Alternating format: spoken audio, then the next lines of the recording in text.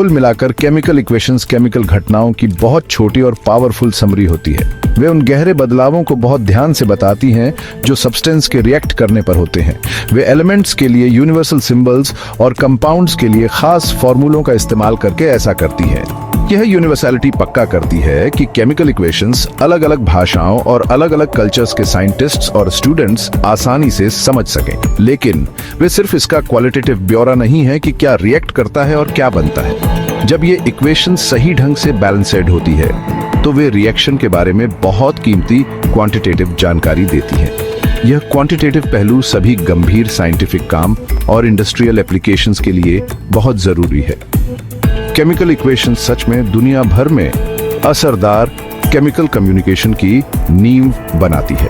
Balanced chemical equations की अहमियत stoichiometry की फील्ड में साफ चमकती है।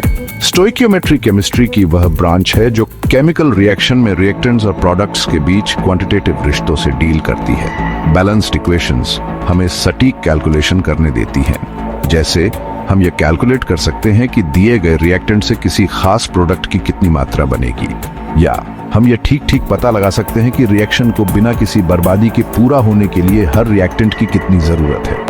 ये स्टोइकियोमेट्रिक कैलकुलेशन कई केमिकल इंडस्ट्रीज में बहुत जरूरी है। जान बचाने वाली दवाइयों की मैन्युफैक्चरिंग या खेती के लिए फर्टिलाइजर के प्रोडक्शन के बारे में सोचो। इन प्रोसेस में प्रोडक्ट की क्वालिटी, सेफ्टी और कॉस्ट इफेक्टिवनेस पक्का करने के लिए इंग्रेडिएंट्स की सही मात्रा का इस्तेमाल करना बहुत जरूरी है।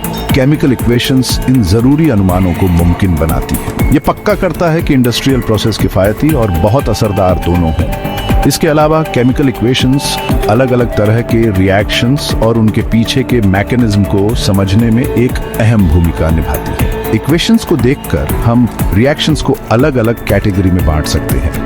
इन कैटेगरीज में synthesis, decomposition, single displacement, double displacement, combustion और एसिड बेस रिएक्शंस वगैरह शामिल हैं। इन क्लासिफिकेशंस और उन्हें दिखाने वाली इक्वेशंस को पढ़ने से हमें यह समझने में मदद मिलती है कि रिएक्शंस असल में मॉलिक्यूलर लेवल पर कैसे होती हैं। ये गहरी समझ हमें रिएक्शन मैकेनिज्म की मजेदार फील्ड में ले जाती है।